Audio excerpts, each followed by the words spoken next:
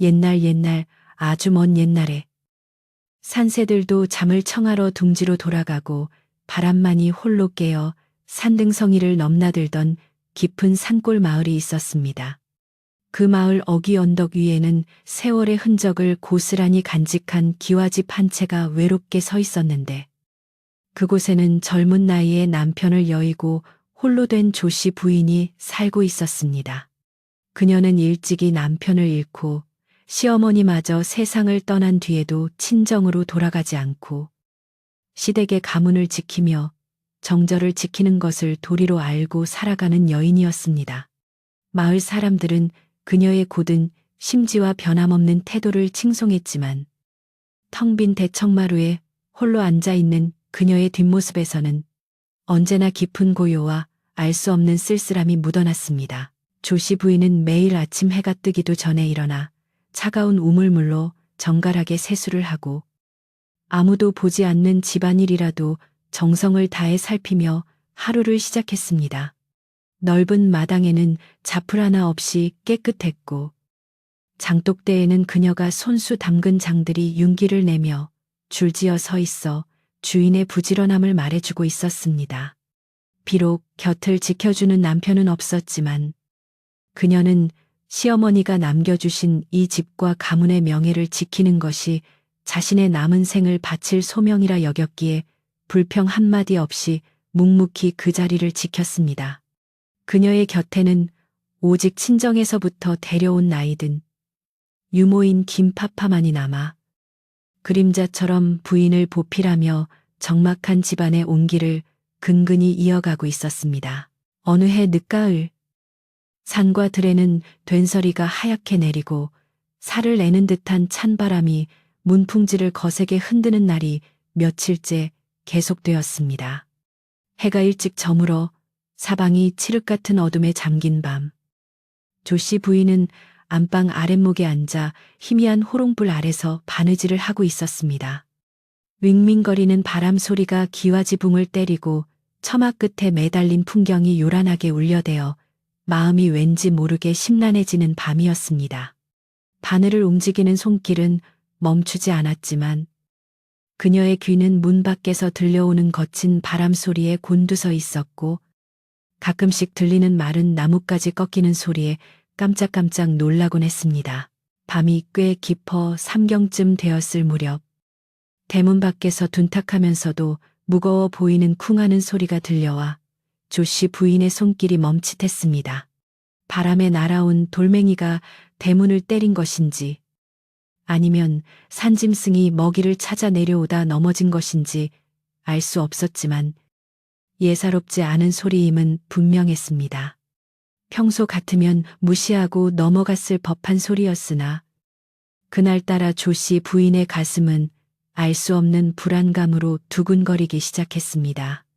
그녀는 바느질감을 내려놓고 귀를 기울여 보았지만 다시 들려오는 것은 오직 거센 바람 소리뿐 아무런 인기척도 느껴지지 않아 두려움이 슬며시 고개를 들었습니다. 잠시 망설이던 조씨 부인은 혹시라도 지나가던 나그네가 변을 당한 것은 아닐까 하는 걱정에 결국 자리에서 일어나 호롱불을 들고 방문을 열었습니다. 문을 열자마자 차가운 밤 공기가 얼굴을 때리며 훅 끼쳐 들어왔고 툇마루에 놓인 고무신은 차갑게 식어 발을 시리게 만들었습니다. 그녀는 옷깃을 단단히 여미고 떨리는 손으로 호롱불을 감싸쥔 채 조심스런 발걸음으로 마당을 가로질러 대문 쪽으로 향했습니다. 어둠 속에서 흔들리는 불빛에 의지해 한 걸음 한 걸음 내디딜 때마다 그녀의 긴 치맛자락이 바스락거리는 낙엽 소리와 섞여 묘한 긴장감을 자아냈습니다. 굳게 닫힌 대문 빗장을 힘겹게 열고 밖을 내다본 조씨 부인은 눈앞에 펼쳐진 광경에 그만 숨을 들이키며 뒷걸음질 치고 말았습니다. 대문 바로 앞 거친 흙바닥에 하얀 옷을 입은 한 사내가 쓰러져 있었는데 그의 옷은 흙먼지로 엉망이 되어 있었고 갓은 벗겨져 저만치 굴러가 있었습니다. 조씨 부인은 놀란 가슴을 진정시키며 조심스럽게 호롱불을 비춰 사내의 얼굴을 확인하려 다가갔습니다. 사내는 젊은 선비의 차림새를 하고 있었으나 얼굴은 백지장처럼 창백했고 입술은 파랗게 질려 있어 당장이라도 숨이 끊어질 듯 위태로워 보였습니다. 가까이 다가가 보니 선비의 이마에는 식은땀이 비오듯 흐르고 있었고 몸은 불덩이처럼 뜨거워 고열에 시달리고 있음이 분명했습니다. 그는 의식을 잃은 채 가쁜 숨만 몰아쉬며 끙끙 앓는 소리를 내고 있었는데 그 모습이 너무나 처량하고 위급해 보였습니다. 조씨 부인은 순간적으로 당황하여 어찌할 바를 모르고 서 있었는데 과부의 집에 외간 남자를 들이는 것은 당시의 엄격한 법도와 사회적 시선으로는 상상조차 할 수 없는 큰일이었기 때문입니다. 만약 누군가가 이 광경을 본다면 소문은 걷잡을 수 없이 퍼져나가 가문의 명예를 더럽힐 것이 뻔했기에 그녀의 고민은 깊어만 갔습니다. 하지만 죽어가는 사람을 눈앞에 두고 모른 채 하는 것은 사람의 도리가 아니라는 생각이 그녀의 머릿속을 강하게 채웠습니다. 법도와 체면이 중요하다 한들 당장 꺼져가는 생명보다 중할 수는 없다는 굳은 결심이 서자 그녀는 지체 없이 행동에 옮기기로 했습니다. 조씨 부인은 황급히 몸을 돌려 안채 뒤편에 있는 행랑채를 향해 다급한 목소리로 김파파를 불렀습니다. 잠결에 놀라 뛰쳐나온 늙은 하인 김파파는 대문 앞에 쓰러진 사내를 보고 화들짝 놀라며 입을 다물지 못했으나 부인의 단호한 눈빛을 보고는 서둘러 사태를 수습하기 위해 팔을 걷어붙였습니다. 두 여인은 힘을 합쳐 축 늘어진 선비를 부축해 집 안으로 옮기기 시작했는데 장정의 몸무게는 생각보다 훨씬 무거워 몇 번이나 비틀거려야 했습니다. 찬바람이 쌩쌩 부는 마당을 가로질러 사랑채가 아닌 사람들의 눈에 잘 띄지 않는 안채 옆 작은 건넌방으로 그를 옮기기로 했습니다. 김파파는 끙끙거리며 선비의 다리를 잡았고 조씨 부인은 선비의 겨드랑이에 팔을 넣어 상체를 지탱하며 한 걸음씩 힘겹게 발을 옮겼습니다. 행여나 마을 사람들이 깨어 이 모습을 볼까봐 두려운 마음에 심장은 터질 듯 뛰었지만 오직 사람을 살려야 한다는 일념 하나로 두 여인은 온 힘을 다해 그를 방 안으로 들이는데 성공했습니다. 방 안에 선비를 눕히자마자 조씨 부인은 김파파에게 서둘러 아궁이에 불을 지피라고 일렀고 자신은 대야에 물을 받아와 선비의 열을 내리기 위해 분주히 움직였습니다. 오랫동안 비워두었던 건넌방은 냉기가 돌았지만 김파파가 솜씨 좋게 군부를 떼자 금세 바닥에서 온기가 올라오기 시작했습니다. 조씨 부인은 수건을 물에 적셔 선비의 이마와 목을 닦아주며 그의 꽉 닫힌 입술 사이로 억지로라도 물을 조금씩 흘려넣어 목을 축여주었습니다. 선비는 여전히 정신을 차리지 못한 채 헛소리를 중얼거리며 괴로워했고 그럴 때마다 조씨 부인의 손길은 더욱 바빠졌습니다. 김파파는 아궁이 앞에 앉아 불을 지피면서도 걱정스러운 표정으로 문 밖을 수시로 내다보며 한숨을 내쉬었습니다. 마님, 만약 날이 밝아 마을 사람들이 이 사실을 알게 되면 큰 사단이 날 것입니다. 과수댁에 젊은 외간 남자가 누워 있다는 말이 돌면 그 뒷감당을 어찌 하시려 합니까? 늙은 하인의 목소리에는 주인 마님을 걱정하는 진심 어린 우려가 담겨 있었지만 조씨 부인은 흔들리지 않았습니다. 그녀는 땀에 젖은 선비의 이마를 닦아내며 차분하지만 단호한 목소리로 대답했습니다. 할멈, 사람 목숨이 경각에 달렸는데 남의 이목이 두려워 내칠 수는 없는 노릇이네. 뒷일은 나중에 생각하고 우선 이 사람부터 살려놓고 보세. 시간이 얼마나 흘렀는지 모를 만큼 긴 밤이 이어졌고 조씨 부인은 꼬박 밤을 새우며 선비의 곁을 지켰습니다.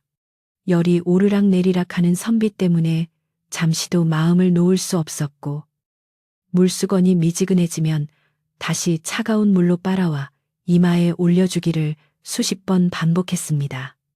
어느덧 거세게 불던 바람 소리도 잦아들고 창호지 문 너머로 푸르스름한 새벽빛이 스며들기 시작했습니다.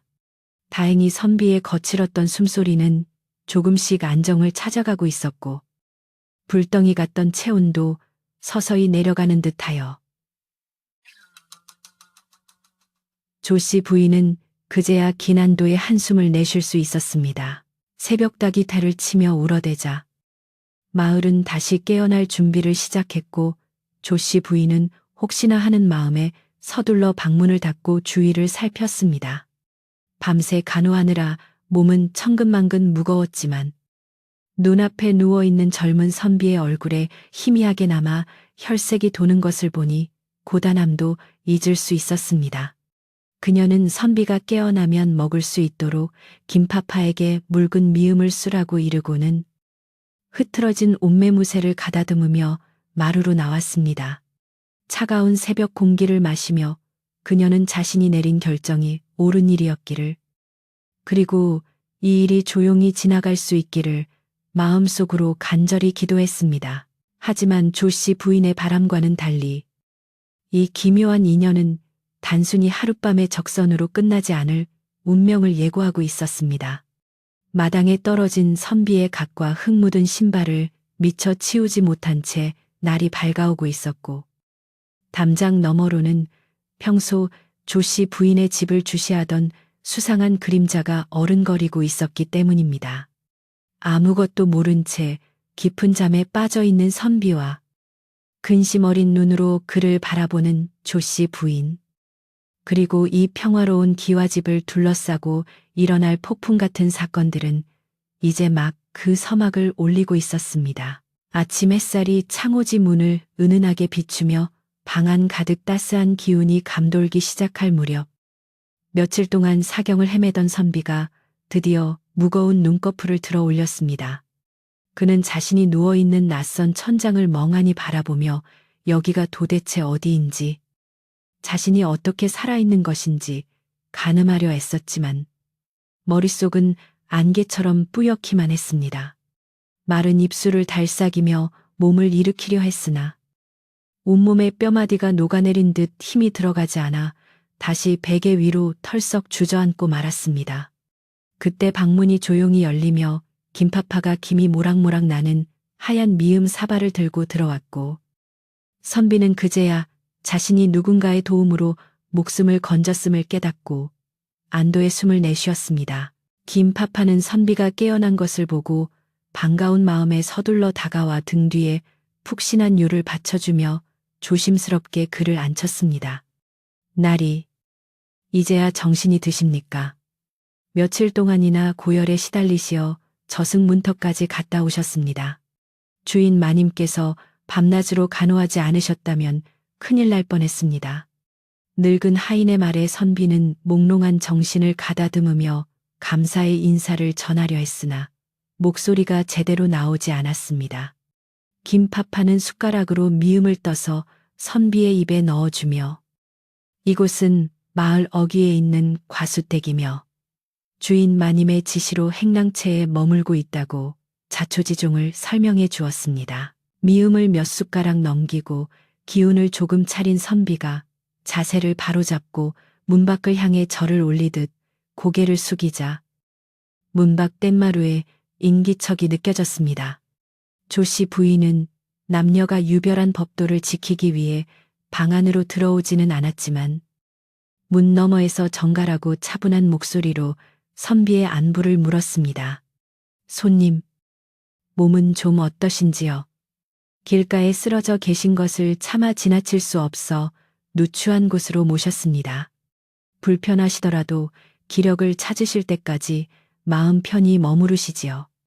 그녀의 목소리에는 위엄이 서려 있었지만 그 속에 담긴 따뜻한 배려가 선비의 마음을 울렸습니다. 선비는 쉰 목소리를 가다듬어 자신의 이름은 이생원이며 한양으로 과거를 보러 가던 중 급작스러운 병환으로 쓰러지게 되었음을 밝혔습니다. 그는 생면부지에 자신을 거두어준 은혜에 깊이 감사하며 몸이 회복되는 대로 즉시 길을 떠나 폐를 끼치지 않겠다고 정중히 말했습니다. 하지만 조 씨 부인은 지금 당장 움직이다가는 다시 쓰러질 것이 뻔하니 며칠 더 머물며 원기를 완전히 회복한 뒤에 떠나도 늦지 않다고 그를 만류했습니다. 비록 과부의 집에 외간 남자를 두는 것이 부담스러운 일이었으나 사람을 살리는 것이 무엇보다 우선이라는 그녀의 소신은 변함이 없었습니다. 그렇게 며칠이 더 흐르고 조 씨 부인의 집에는 묘한 긴장감과 함께 평온한 일상이 이어지는 듯했습니다. 김파파는 이웃 사람들의 눈을 피해 약탕기를 몰래 다루고 남자의 신발이나 옷가지가 밖으로 보이지 않도록 꽁꽁 숨기느라 진땀을 흘려야 했습니다.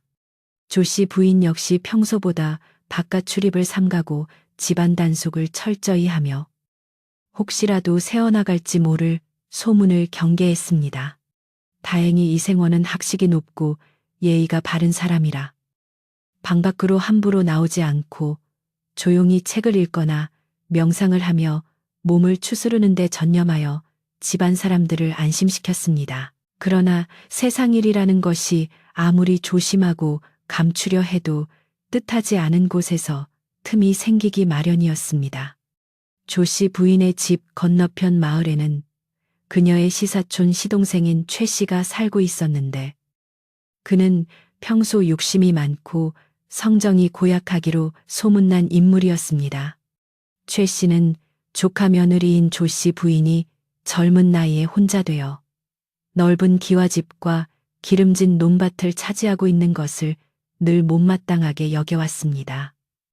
그는 틈만 나면 조 씨 부인의 집 주위를 어슬렁거리며 혹시라도 꼬투리를 잡을 만한 일이 없을까 호시탐탐 기회를 엿보고 있던 차였습니다.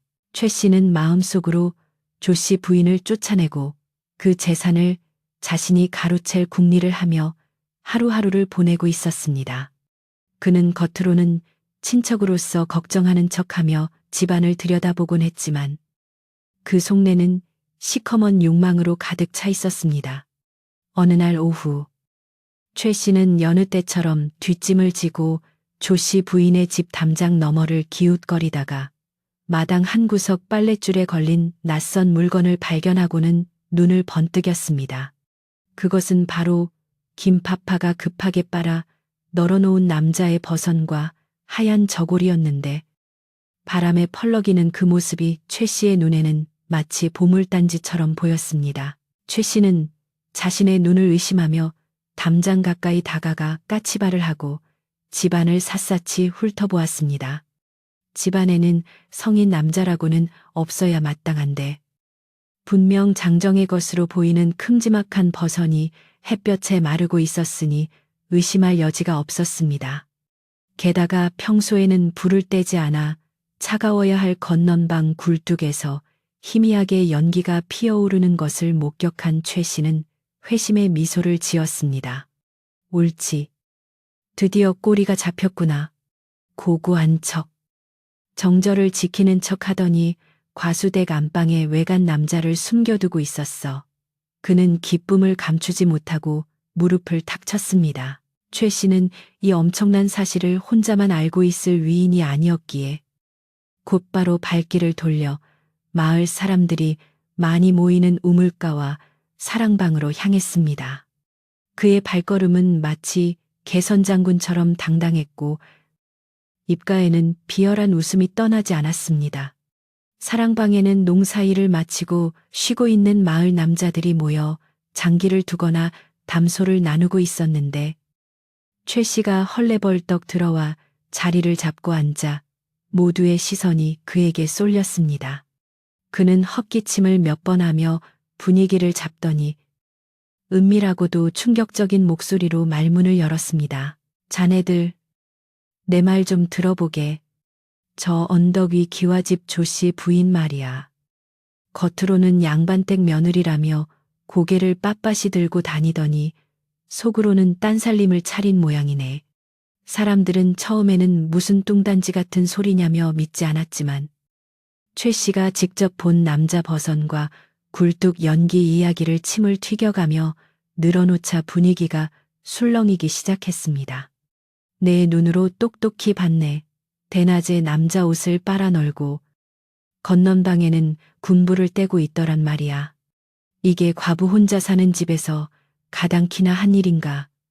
최 씨의 말은 순식간에 살이 붙고 과장되어 사람들 사이로 퍼져나갔습니다. 우물가에 모인 아낙네들 사이에서도 소문은 삽시간에 번져나갔는데 발 없는 말이 천리를 간다는 속담처럼 이야기는 점점 더 자극적으로 변질되었습니다. 글쎄, 밤마다 낯선 사내가 담을 넘는 것을 본 사람이 있다더라. 어쩐지 요새 조씨 부인이 통바깥 출입을 안 하더니 다 이유가 있었네. 근거 없는 추측들이 사실인 양 둔갑하여 마을 전체를 휘감았고 사람들은 조씨 부인을 향해 혀를 차거나 비웃음을 날리기 시작했습니다. 평소 그녀의 단정함과 성실함을 칭송하던 사람들조차 최 씨가 퍼뜨린 악의적인 소문 앞에서는 너무나 쉽게 마음을 돌려버리고 말았습니다. 김파파는 장을 보러 마을 장터에 나갔다가 사람들의 따가운 시선과 수군거림을 느끼고 소스라치게 놀랐습니다. 상인들은 물건을 팔면서도 곁눈질로 힐끔거렸고 지나가던 사람들은 김파파를 보고 쑥떡공론을 벌이다가 눈이 마주치면 슬그머니 피했습니다. 귀를 기울여 들어보니 입에 담기도 민망한 험담들이 오가고 있었고 그 중심에는 조씨 부인과 정체불명의 남자에 대한 이야기가 있었습니다. 김파파는 사태가 심각하게 돌아가고 있음을 직감하고 장바구니를 팽개치듯 챙겨들고 헐레벌떡 집으로 뛰어 돌아왔습니다. 숨이 턱까지 차올라 대문을 들어선 김파파는 마루에 앉아 바느질을 하고 있던 조씨 부인 앞에 털썩 주저앉으며 울먹이는 목소리로 말했습니다. 마님, 큰일 났습니다. 마을에 해괴한 소문이 파다합니다. 최 씨 어른이 마님께서 외간 남자를 끌어들였다고 동네방네 떠들고 다녀서 지금 사람들의 눈초리가 예사롭지 않습니다. 조씨 부인은 바느질하던 손을 멈추고 김파파의 말을 들으며 얼굴이 하얗게 질렸습니다. 올 것이 왔다는 생각과 함께 억울함과 두려움이 한꺼번에 밀려와 가슴이 답답해졌습니다. 조씨 부인은 떨리는 손으로 바느질감을 내려놓고 건넌방 쪽을 바라보았습니다. 방 안에는 아직 몸도 제대로 가누지 못하는 병자가 누워 있는데 그를 내보낼 수도 없고 그렇다고 이대로 가만히 있을 수도 없는 진퇴양난의 상황이었습니다.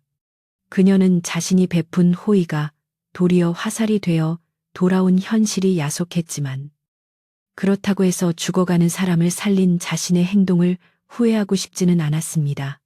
그녀는 깊은 한숨을 내쉬며 흐트러진 마음을 다잡으려 노력했지만 담장 너머에서 들려오는 듯한 마을 사람들의 웅성거림은 점점 더 크게 그녀의 귀를 압박해왔습니다. 방 안에서 책을 읽고 있던 이 생원 역시 집안의 공기가 달라졌음을 감지했습니다. 밖에서 들려오는 김파파의 다급한 목소리와 조씨 부인의 침묵, 그리고 무겁게 가라앉은 집안 분위기는 그에게 예사롭지 않은 일이 일어났음을 짐작하게 했습니다.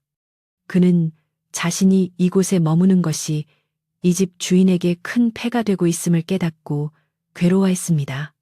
몸만 성하다면 당장이라도 짐을 싸서 떠나고 싶었지만 아직 다리에 힘이 들어가지 않아 일어설 수조차 없는 자신의 처지가 한탄스러울 뿐이었습니다. 어둠이 내리고 밤이 찾아왔지만 조씨 부인의 집은 예전처럼 고요하고 평화롭지 않았습니다. 바람 소리 하나에도 깜짝 놀랄 만큼 긴장감이 감돌았고 대문 밖을 서성이는 누군가의 발자국 소리가 들릴 때마다 심장이 곤두박질 치는 듯 했습니다. 최 씨는 단순히 소문을 퍼뜨리는 것에서 멈추지 않고 문중 어른들을 움직여 조씨 부인을 압박할 계획을 세우고 있었습니다. 그는 내일 아침이 밝는 대로 가문의 어르신들을 모시고 들이닥쳐 조씨 부인의 부정을 낱낱이 밝히고 그녀를 내쫓은 뒤 집문서를 빼앗을 생각에 잠 못 이루며 음흉한 미소를 지었습니다. 불안한 밤이 지나고 다시 아침이 밝았지만 그날의 아침에는 여느 때처럼 따사롭지 않고 왠지 모르게 서늘하고 흐릿한 기운을 품고 있었습니다. 밤새 내린 서리가 기와 지붕을 하얗게 덮고 있었고 안개마저 자욱하게 끼어 한치 앞을 분간하기 어려운 스산한 풍경이 마을을 감싸고 있었습니다. 조씨 부인은 뜬 눈으로 밤을 지새우고 새벽녘에야 잠깐 눈을 붙였으나 가슴을 짓누르는 답답함에 금세 잠에서 깨어나고 말았습니다. 마당을 쓰는 빗자루 소리조차 들리지 않는 정막 속에서 멀리서부터 들려오는 웅성거리는 소리와 거친 발자국 소리가 점점 가까워지며 불길한 징조를 알렸습니다. 그것은 마치 사나운 짐승떼가 먹잇감을 향해 몰려오는 듯한 위협적인 울림으로 다가왔습니다. 마을 어귀에서부터 몰려온 무리는 예상대로 최 씨가 앞장서고 있었고 그 뒤로 문중의 어른들과 호기심에 찬 마을 사람들이 줄지어 따르고 있었습니다. 최 씨는 평소 아껴 입던 두루마기를 갖춰 입고 갓을 삐딱하게 쓴 채 의기양양한 표정으로 지팡이를 휘두르며 걸어왔습니다. 그는 문중 어른들에게 가문의 명예를 더럽힌 죄인을 당장 내치고 집안의 기강을 바로잡아야 한다며 목소리를 높였고 어른들은 굳은 표정으로 헛기침을 하며 그의 말에 동조하는 듯한 기색을 보였습니다. 아무것도 모르는 마을 사람들은 그저 구경거리가 생겼다는 생각에 뒤를 따랐지만 그들의 눈빛 속에는 과부에 대한 비난과 호기심이 뒤섞여 번들거리고 있었습니다. 이리 오너라, 안에 아무도 없느냐? 대문 앞에 당도한 최 씨가 대문을 걷어차듯 두드리며 고래고래 소리를 질렀고 그 소리에 놀란 까마귀 떼가 푸드덕거리며 하늘로 날아올랐습니다. 집안에서 숨죽이고 있던 김파파가 사색이 되어 달려나와 빗장을 열자 최 씨는 하인을 거들떠 보지도 않고 어깨로 밀치며 마당으로 성큼성큼 들어섰습니다. 뒤따라 들어온 문중 어른들은 뒷짐을 진 채 마당을 둘러보며 혀를 찾고 좁은 마당은 순식간에 사람들로 가득 차 숨이 막힐 듯한 긴장감이 감돌았습니다.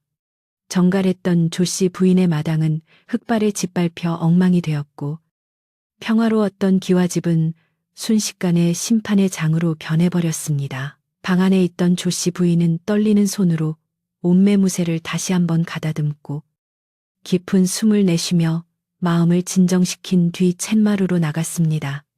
소복을 단정하게 입은 그녀의 모습은 창백했지만 흐트러짐 없는 자세와 결연한 눈빛에서는 쉽게 꺾이지 않을 기품이 흘러나왔습니다. 그녀는 마당에 들어선 문중 어른들을 향해 공손하게 큰절을 올렸지만 어른들은 고개를 돌리거나 싸늘한 시선으로 그녀를 내려다볼 뿐 아무도 인사를 받아주지 않았습니다.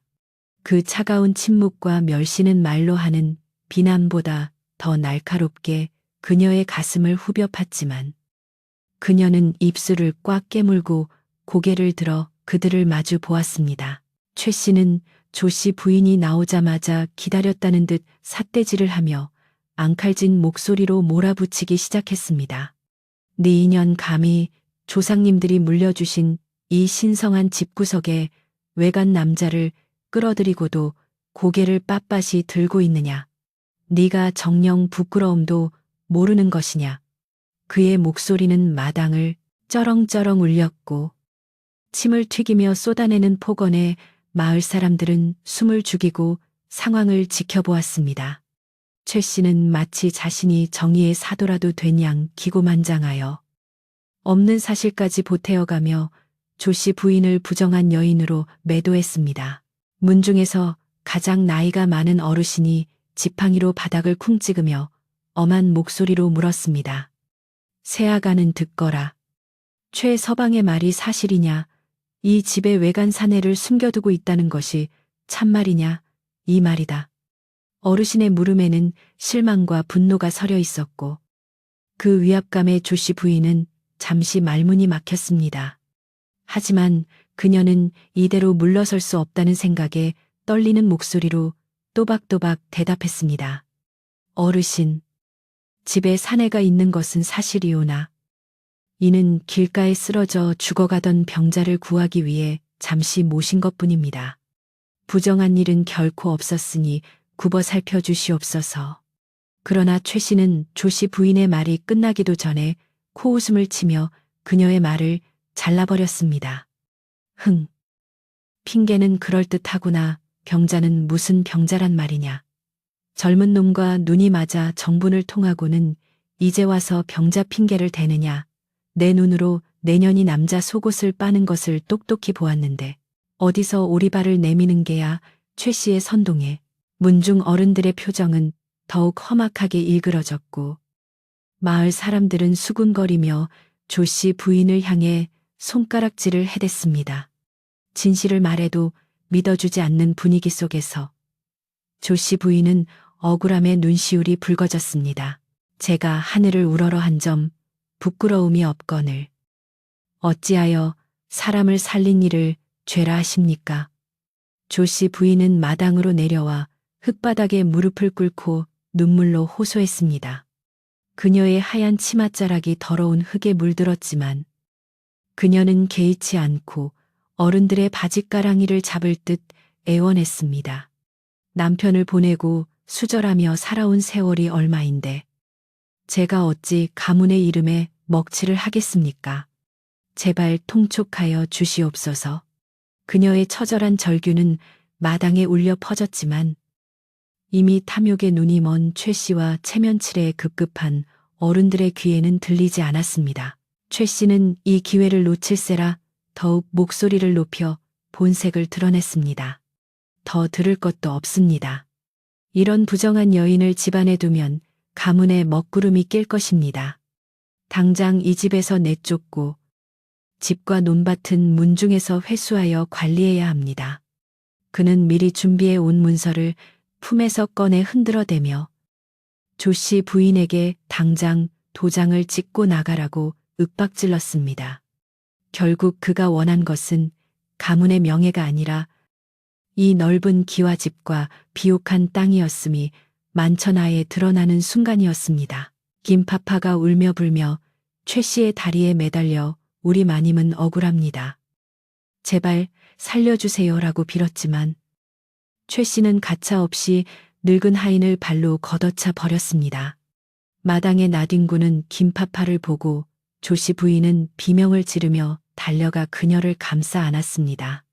힘없는 두 여인이 서로를 부둥켜 안고 떨고 있는 모습은 실로 애처로웠지만 탐욕의 눈먼 자들의 횡포는 멈출 줄을 몰랐습니다.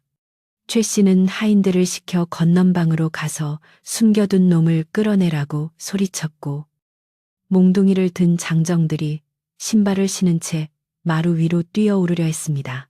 바로 그 순간 굳게 닫혀있던 건넌방의 문이 드르륵 하고 요란한 소리를 내며 거칠게 열렸습니다.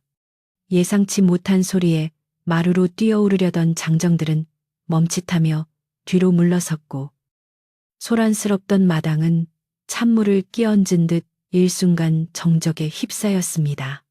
모든 사람의 시선이 열린 방문으로 쏠렸고 그 어둠 속에서 하얀 옷을 입은 한 사내가 천천히 걸어 나오는 모습이 보였습니다.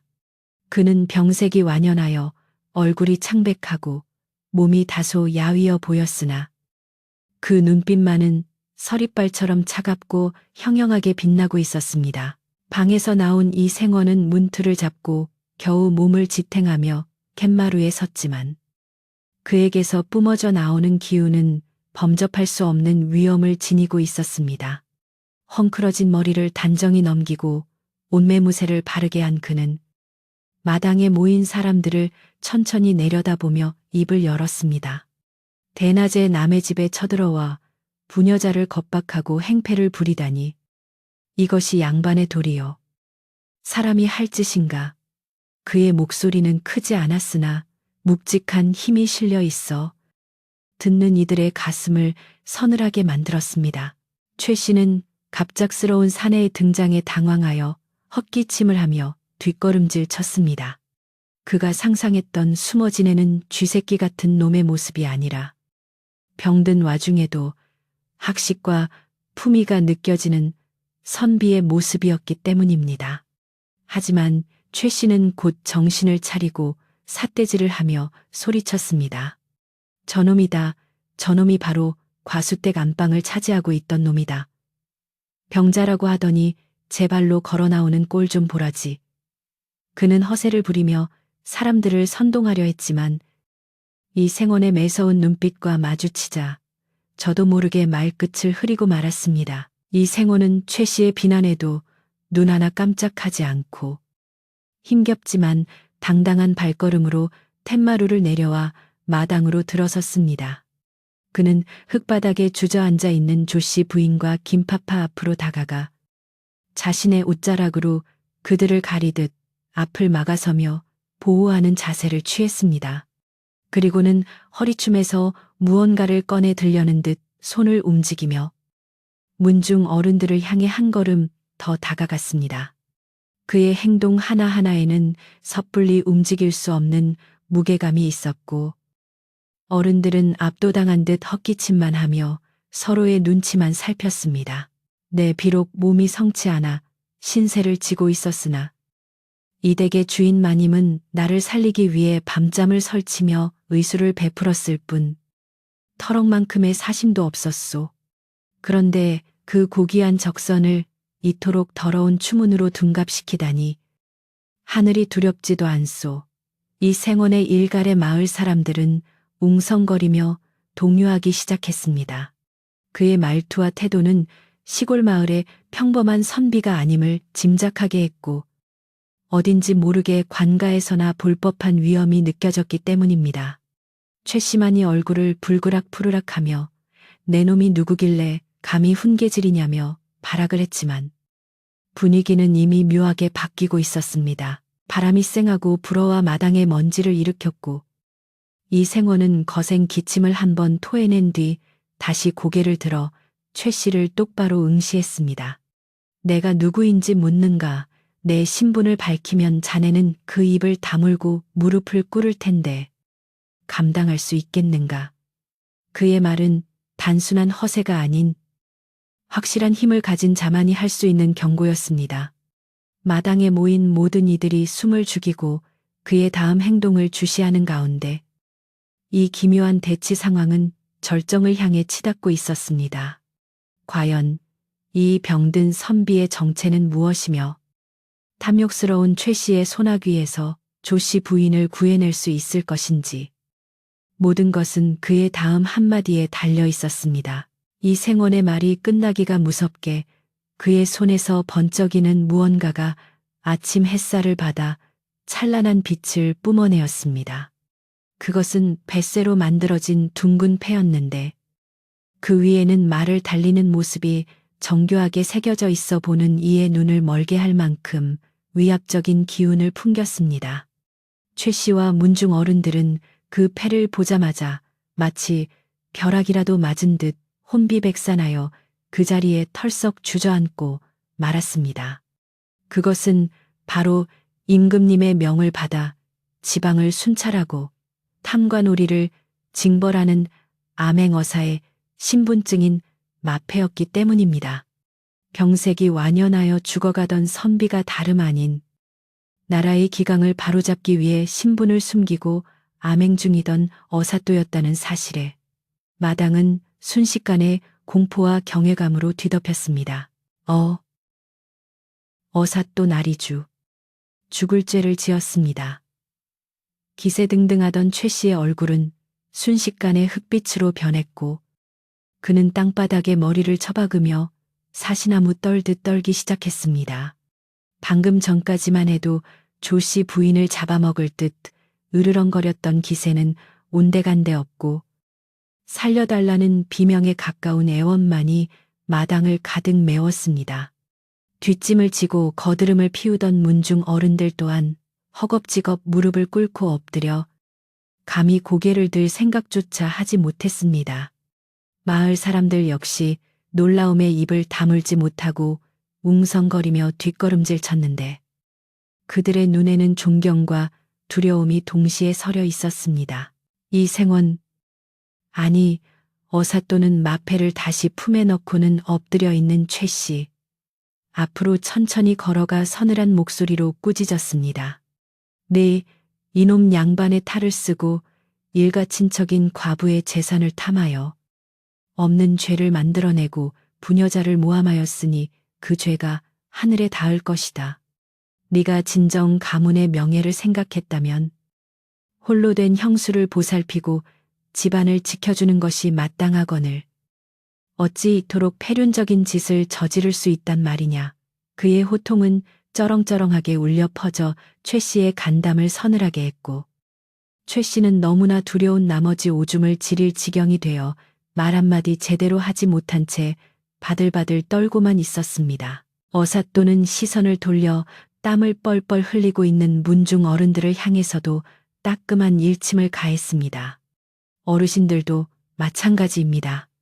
한 집안의 어른이라면 사리 분별을 명확히 하여 억울한 사람이 없도록 해야 하거늘 간사한 자의 혓바닥에 놀아나 죄 없는 여인을 핍박하였으니 부끄럽지도 않으십니까?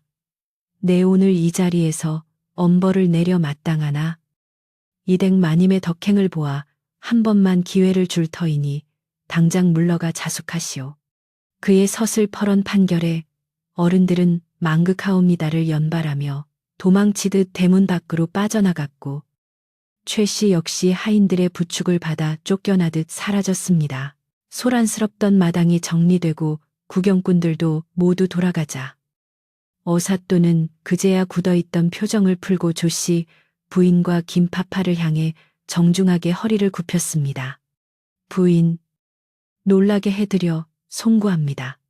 제 신분을 미리 밝히지 못한 것은 암행 중이라 어쩔 수 없는 일이었으나 그로 인해 부인께서 겪으신 곤초가 너무 커 제 마음이 무겁습니다. 천하를 호령하는 어사또가 일개 과부에게 예를 갖추어 사과하는 모습에 김파파는 감격하여 눈물을 훔쳤고 조씨 부인 역시 긴장이 풀리며 다리에 힘이 풀려 주저앉을 뻔했습니다. 그녀는 떨리는 목소리로 아니옵니다. 그저 목숨을 구하신 것만으로도 다행입니다라며 겸손하게 답했습니다. 어사또는 김파파에게 지필묵을 가져오라 일렀고 하얀 한지 위에 붓을 들어 힘차게 글을 써 내려가기 시작했습니다. 먹을까는 은은한 향기가 마당에 퍼지는 가운데 그의 분놀림은 거침이 없으면서도 유려했습니다. 그는 적선지가 필유여경 직센즈자 비호유칭 즉 선을 쌓은 집안에는 반드시 경사가 있다는 글귀를 써서 조씨 부인에게 건넸습니다. 부인, 이것을 받으십시오. 앞으로 그 누구도 이 집을 함부로 대하지 못하도록 제가 관아에 기별을 넣어둘 것입니다. 부인의 지극한 정성이 아니었다면 저는 길가에서 쓸쓸한 죽음을 맞이했을 것입니다. 이 은혜는 평생 잊지 않겠습니다. 그를 건네받은 조씨 부인의 손은 가늘게 떨렸고 그녀의 눈에서는 하염없이 맑은 눈물이 흘러내렸습니다. 그것은 서러움의 눈물이 아니라 억울함이 씻겨내려가는 안도의 눈물이자 자신의 신념이 틀리지 않았음을 확인받은 감사의 눈물이었습니다. 어사또는 아직 몸이 완전히 회복되지 않았음에도 불구하고 자신의 임무를 완수하기 위해 길을 떠날 채비를 서둘렀습니다. 조씨 부인과 김파파는 조금 더 머물다 가시기를 간청했지만 그는 나라실이 급하다며 정중히 사양하고 보찜을 다시 냈습니다. 떠나는 어사또의 뒷모습은 처음 쓰러져 들어왔을 때와는 달리 태산처럼 듬직하고 위엄이 넘쳤습니다. 그는 대문을 나서기 전 다시 한번 뒤를 돌아보며 조씨 부인에게 깊은 눈빛으로 작별의 인사를 건넸습니다. 부디 건강하시고 이 집안의 기품을 오래도록 지켜주십시오. 훗날 연이 닿으면 다시 뵙겠습니다. 찬바람이 부는 언덕길을 따라 멀어지는 그의 모습을 보며 조씨 부인과 김파파는 그가 보이지 않을 때까지 대문 앞에 서서 손을 흔들었습니다. 마을 사람들도 멀찍이서 그 모습을 지켜보며 다시는 조씨 부인을 험담하지 않으리라 다짐했습니다. 어사또가 떠나고 난 뒤 거짓말처럼 매서웠던 추위가 물러가고 계절은 빠르게 흘러갔습니다. 기와 지붕을 덮었던 하얀 눈이 녹아 처마 밑으로 맑은 물방울이 되어 떨어지고 앙상했던 나뭇가지에는 연두색 새싹이 돋아나기 시작했습니다. 조씨 부인의 집 앞마당에도 봄 기운이 완연하여 담장 밑에는 노란 개나리가 흐드러지게 피어났고 장독대 옆에는 매화가 수줍게 꽃망울을 터뜨렸습니다. 겨우내 얼어붙었던 땅이 녹으면서 풍겨오는 흙내음은 집안 곳곳에 생기를 불어넣었고 사람들의 발길이 끊겼던 사랑채에도 따스한 햇볕이 가득 들어찼습니다. 최 씨는 그날의 망신으로 인해 문중에서 쫓겨나다시피 하여 먼 타지로 떠났다는 소문이 돌았고 마을 사람들은 이제 조씨 부인을 볼 때마다 고개를 숙여 존경을 표했습니다. 어사또가 남기고 간 글씨는 족자로 만들어져 대청마루 가장 잘 보이는 곳에 걸렸는데 그것은 마치 든든한 수호신처럼 집안을 지켜주었습니다. 가끔 지나가던 나그네들이 그 글씨를 보고 감탄하며 집주인의 덕망을 칭송하기도 했고 관아의 사또가 새로 부임할 때마다 이 집에 들러 문안을 여쭙는 진풍경이 벌어지기도 했습니다. 조씨 부인의 집은 이제 단순한 과부의 집이 아니라 마을의 자랑이자 덕을 쌓은 명문가로 칭송받게 되었습니다. 따뜻한 봄날 오후 조씨 부인은 팻마루에 앉아 따사로운 햇살을 즐기며 평화로운 시간을 보내고 있었습니다. 김파파는 마당에서 나무를 다듬으며 마님, 올해는 꽃이 참 곱게도 피었습니다라며 웃음꽃을 피웠습니다. 조씨 부인은 미소를 지으며 고개를 끄덕였고 그녀의 시선은 문득 대문 밖으로 뻗어나가는 구비진 길을 향했습니다. 비록 어사또는 다시 오지 않았지만 그가 남기고 간 따뜻한 마음과 의로움은 언제나 그녀의 곁에 머물러 있었습니다. 그녀는 지난 겨울의 시련이 자신을 더욱 단단하게 만들었음을 깨달으며 앞으로 다가올 날들도 의연하게 살아가리라 다짐했습니다. 어느 날 한양에서 반가운 전갈이 도착했습니다. 인편을 통해 전달된 비단 보자기 안에는 귀한 차와 함께 어사또의 안부를 전하는 편지가 들어 있었습니다. 그는 이제 높은 관직에 올라 나라 씨를 돌보고 있으며 조씨 부인의 은혜를 늘 가슴에 새기고 살아가고 있다는 내용이었습니다. 편지를 읽는 조씨 부인의 입가에는 잔잔한 미소가 번졌고 마당을 스치는 봄바람은 마치 그날 밤 어사또를 살리기 위해 피웠던 아궁이의 온기처럼 따뜻하게 그녀를 감싸 안았습니다. 선을 베푼 마음은 언젠가 반드시 복이 되어 돌아온다는 옛말이 하나도 틀리지 않음을 보여주는 순간이었습니다. 해는 서산으로 리엇리엇 넘어가고 마을에는 저녁밥을 짓는 구수한 연기가 피어오르기 시작했습니다. 조씨 부인은 편지를 소중히 접어 품에 넣고 방으로 들어갔습니다. 이제 그녀의 밤은 더 이상 두렵거나 외롭지 않을 것입니다. 바람이 불면 바람이 부는 대로, 비가 오면 비가 오는 대로 그녀는 자신의 자리를 지키며 넉넉한 마음으로 세상을 품을 것입니다.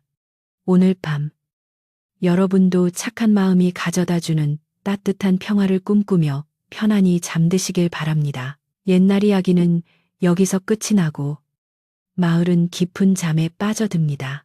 이야기는 이것으로 대단원의 막을 내렸습니다. 차가운 겨울 바람 속에 피어난 조씨 부인의 따뜻한 마음씨가 훗날 큰 복이 되어 돌아왔듯 오늘 밤 여러분의 잠자리에도 평온과 행복이 깃들기를 바랍니다.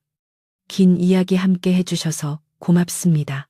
이야기꾼의 보찜은 잠시 닫아두겠습니다. 혹시 잠이 오지 않아 또 다른 이야기가 필요하시다면 언제든 새로운 제목을 하나 던져주세요. 그 이야기에 맞춰 다시 촛불을 켜겠습니다. 안녕히 주무십시오.